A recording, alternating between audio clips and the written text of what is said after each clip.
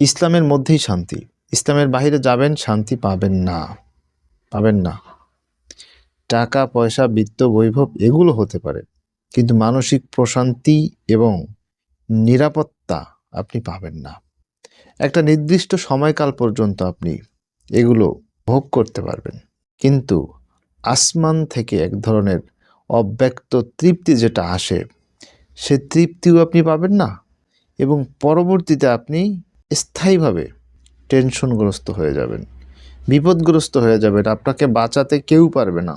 এটাই আল্লাহ তাআলার ফয়সালা। ইন্নাহুম ইয়াকিদুনা কায়দা ওয়া আকিদু কায়দা ফামাহহিলিল কাফিরিনা আমহিলহুম রুয়াইদা।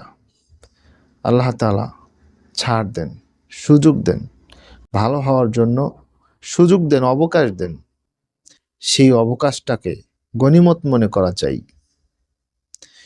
এর আগে আল্লাহ তাআলা এই সূরার মধ্যেই বলেছেন, ইন্নাহু লাকাউলুন ফাসলু ওয়া মা হুয়া বিল হাজল, যে আমি আল্লাহ তাআলার কথাগুলোকে, ফয়সালাগুলোকে তোমরা হাসি তামাশা মনে করিও না, অহেতুক মনে করিও না, খেয়াল তামাশা মনে করিও না।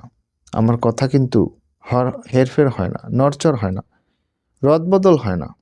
আমার কথা কিন্তু চূড়ান্ত। আমার কথা, আমার আইন, আমার কালাম, আমার সমাধান, এগুলোকে তোমরা খেলতামাশা ঠাট্টার বিষয় মনে করেছ, এর পরিণাম ফল কিন্তু তোমাদের ভোগ করতে হবে। জুলুম করে করে তুমি যত উপরে উঠবে, সেখান থেকে তোমাকে আমি ফেলে দেব। মানুষ যত উপরে ওঠে, পড়ে গেলে কিন্তু তার ফিডব্যাকটা ওভাবেই আসে, ব্যথা বেশি পায়। যত উপর থেকে পড়ে তত ব্যথা বেশি পায়, আরো বেশি উপর থেকে পড়লে মরেই যায়। ফেরাউন জুলুম করেছিল, জুলুম করতে করতে আসমানে উঠে গিয়েছিল, সেখান থেকে আল্লাহ তাকে ফেলে দিয়ে চুবিয়ে মেরেছেন। নমরুদ আল্লাহর সাথে দ্রোহ করেছিল, আল্লাহদ্রোহী হয়ে সে কিন্তু বাঁচতে পারেনি, মশা দিয়ে আল্লাহ তাআলা তাকে ধ্বংস করে দিয়েছেন। তো এজন্য ইসলামের বাহিরে শান্তি নেই। হার জামানাতেই ইসলামের বাহিরে শান্তিতে থাকা যায় না, সেটা ব্যক্তি জীবন হোক, জাতীয় জীবন হোক, দলীয় জীবন হোক, যে জীবনই হোক। আওয়ামী লীগ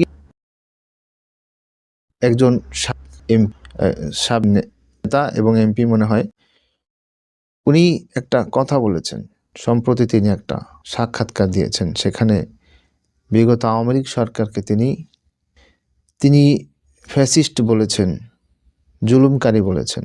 তিনি বলেছেন যে হ্যাঁ, তারা জুলুম করেছিল এবং তারা হিটলার মুসোলিনিকেও ছাড়িয়ে গিয়েছিল, তারা পৈশাচিক আচরণ মানুষের সাথে করেছিল।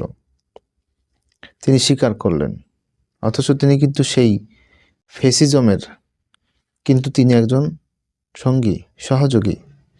তাহলে তার কি হবে? তিনি তো নিজের মুখেই স্বীকার করলেন সেই ফ্যাসিজমের কথা, ফ্যাসিবাদের কথা স্বীকার করলেন। তাহলে তিনি সেই ফ্যাসিবাদের সহযোগী হিসেবে বিচারের আওতায় আসার যোগ্য কিনা? এখন তার টাকা আছে, তার প্রভাব প্রতিপত্তি পরিচিতি অবস্থান আছে, এখন তার বিচার হবে কিনা এটা তো আমাদের জানা নেই। তারপরে তিনি বলেছেন যে আগামীতে আপনারা যারাই ক্ষমতায় আসবেন, তারা কি এই নিশ্চয়তা দিবেন যে ওই আগের ফ্যাসিস্টের মতন আপনারা ফ্যাসিস্ট হবেন না? এই নিশ্চয়তাকে আপনারা দিবেন? আপনাদেরকে নামাতে আবার 2000 2500 মানুষকে প্রাণ দিতে হবে না, আপনারা কি সেই নিশ্চয়তা দিবেন?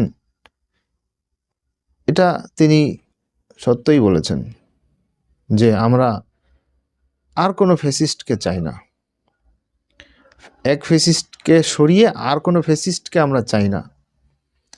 আসলে যে অতীত থেকে শিক্ষা নিতে পারে না, সে নিরেট বোকা ছাড়া অন্য কিছু নয়। দুনিয়াদার, ফাসেক এবং আখেরাত ভোলা, লোভী, নির্বোধ মানুষগুলো দুনিয়াকেই তার চূড়ান্ত এবং একমাত্র এবং শেষ, কেমন যেন শেষ, এখানেই কেমন যেন শেষ, এটা মনে করে বসে থাকে। আপনার মৃত্যু আপনার জন্য অপেক্ষা করছে, এটা আপনি ভুলে গেছেন। এর চেয়ে বোকা আর পৃথিবীতে হয় না।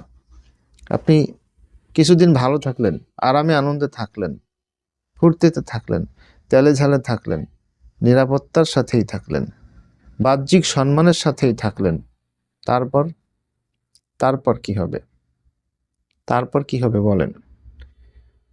মৃত্যু কি এসে আপনাকে ছুঁয়ে দিবে না? কবরের পেটের মধ্যে কি আপনি যাবেন না? হাসরের মাঠে কি আপনাকে দাঁড়াতে হবে না?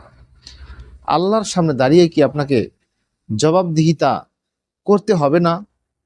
জান্নাত জাহান্নামের কথা আপনি কেনই বা ভুলে গেলেন? কে আপনাকে জান্নাত জাহান্নামের কথা ভুলিয়ে দিল? আফসোস। তো আমাদের ভালো হওয়ার, আল্লাহকে ভয় করার, আল্লাহকে রাজি করার, জাহান্নাম থেকে বেঁচে জান্নাতের পথিক হওয়ার মৃত্যুর আগেই সময়, মৃত্যুর পরে নয়।